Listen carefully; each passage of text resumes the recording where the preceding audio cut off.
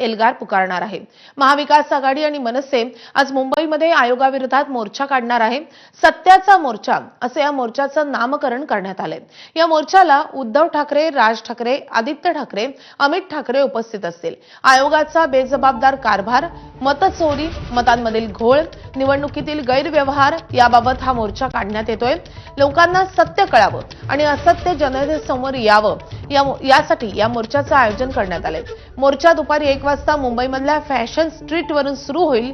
Metro cinema मार्गे मुंबई महापालिकेच्या प्रवेशद्वारावर हा मोर्चा थांबेल।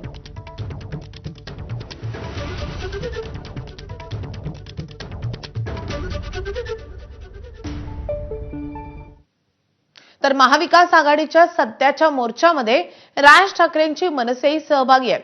मनसे अध्यक्ष राज ठाकरे आज स्वतः मोर्चामध्ये चालणार आहेत। दादरहून सीएसएमटी कडे ते लोकलने प्रवास करतील।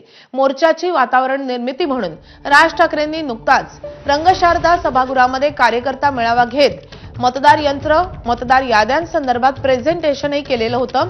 तसंच मोठ्या संख्येने मोर्चाला उपस्थित राहण्याचं आवाहनही त्यांनी मुंबईकरांना केलेलं होतं।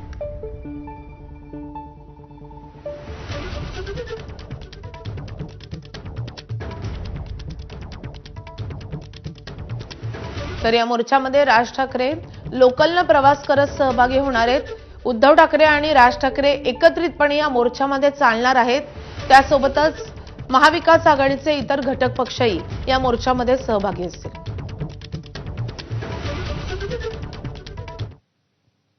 आयोगाच्या विरोधात मुंबईमध्ये विरोधकांची एकजूट होत असली तरी या मोर्चापासून काँग्रेसचे प्रदेशाध्यक्ष